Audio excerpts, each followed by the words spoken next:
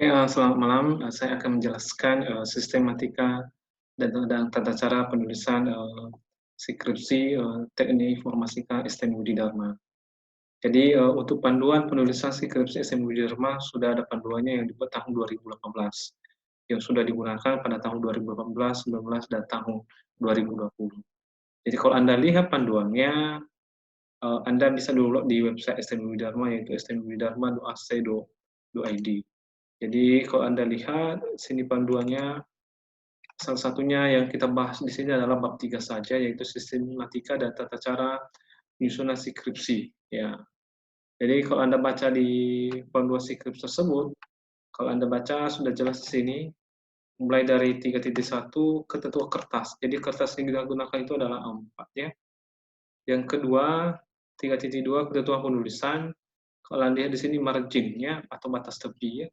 Tepi kirinya 4 cm, tepi kanannya 3 cm, tepi atas 4 cm, tepi bawah 3 cm ya. Yang kedua, jarak spasi ya. Semua isi skripsi tersebut dalam 1,5 spasi, kecuali abstrak 1 spasi. Yang kedua, jarak dari judul bab ke subbab judul di bawahnya 4 spasi. Ya. C, jarak dari subbab ke paragraf di bawahnya 2 spasi. Yang keempat atau D, jarak dari akhir paragraf ke subbab berikutnya 3 spasi atau 2 kali enter. Yang kelima atau bagian E, jarak dari akhir paragraf ke sub-subbab dan begitu juga dari sub-subbab ke paragraf adalah jaraknya 3 spasi. Jadi sudah jelas ya, jadi ini kita coba simulasikannya di office-nya langsung ya. Oke. Yang pertama saya sudah membuka Office Word ya. Office Word-nya yang seperti ini, masih kosong dokumennya, masih kosong halamannya. Jadi saya mulai dulu mengaturnya. Oke. Pertama dalam skripsinya kita gunakan kertas itu yang kita gunakan jenis hurufnya adalah Times New Roman ya. Oke. Selanjutnya saya ketik ya.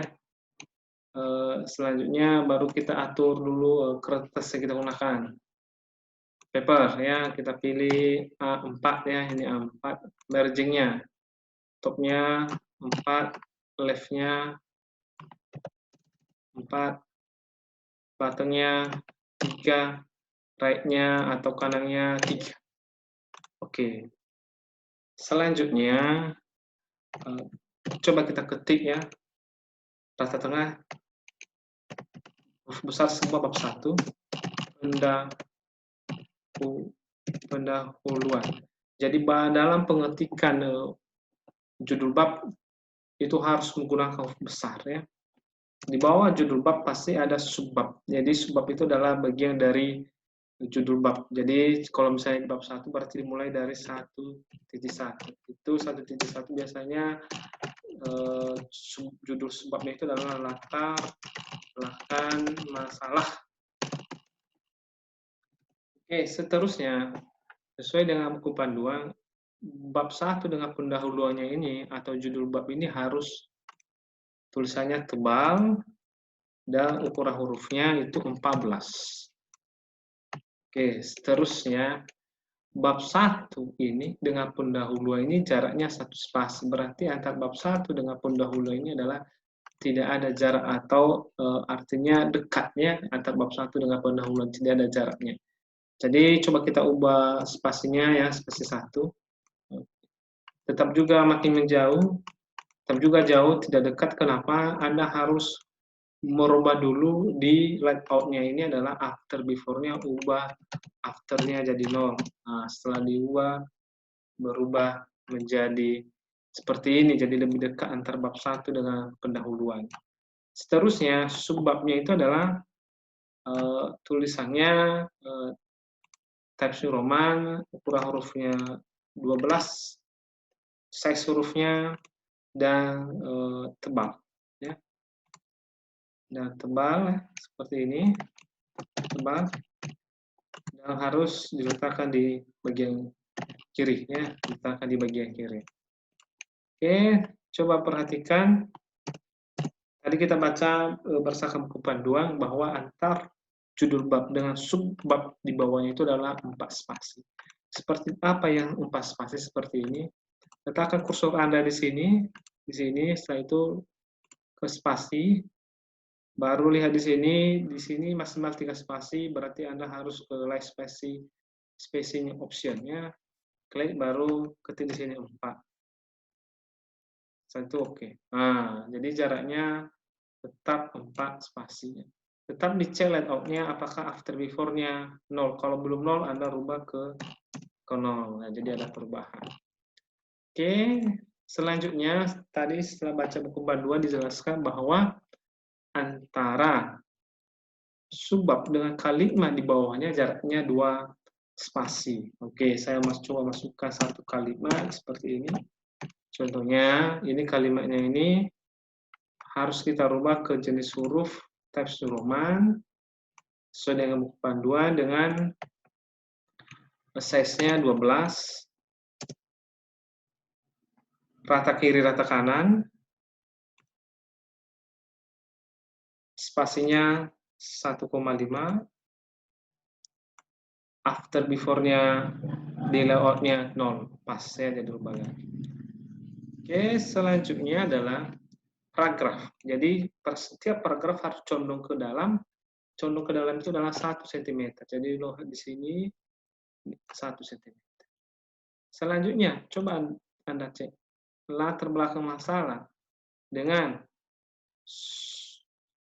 paragraf di bawahnya berapa jaraknya. Kalau Anda lihat jaraknya di sini, jaraknya belum ada, coba kita buat 2, oke. Setelah kita coba buat 2, kita coba cek apakah after before-nya sudah 0 atau belum. Ya, sudah 0 di sini ya. Sudah 0, tapi masih berjarak. Dari dulu semua, apakah after before-nya sudah 0 atau belum ya. Nah, ini pas ya, baru 2 spasi. Jadi seperti ini 2 spasi, tidak terlalu jauh. Kalau Anda lihat di sini 4 spasi ya, tak 4 ya. Jadi seperti itu. Jadi dari bab pendahuluan ke paragraf ke subjudul di bawahnya adalah pas spasi, dari subjudul ke paragraf di bawahnya adalah 2 spasi. Selanjutnya adalah paragraf di sini dengan subjudul di bawahnya. Bagaimana cara mengetiknya seperti ini? Coba ketik misalnya seperti ini ya. Tadi kita baca bahwa paragraf dengan subjudul di bawahnya adalah jaraknya 3 spasi atau 2 kali enter. 2 kali enter ini maksud adalah enter sekali 1,5 spasi, enter sekali lagi 1,5.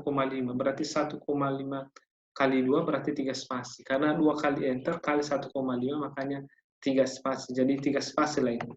Jadi Anda langsung buat di sini 1.2 perumusan masalah. Ini perumusan masalah ini Anda geser ke sebelah kiri, baru buat tebal ya. Jadi intinya di sini jaraknya 1 ya. Saya ulangi lagi seperti ini. 1, 2. Jadi ada ketik di sini ya. Jadi ini 1, 0. Ini artinya antara ini dengan paragraf ini dengan subjudul di bawahnya itu adalah 3 spasi. Seterusnya di bawahnya macam mana? Sama juga jaraknya, misalnya kita buat paragraf baru. Misalnya adapun berdasarkan latar belakang di atas, maka penulis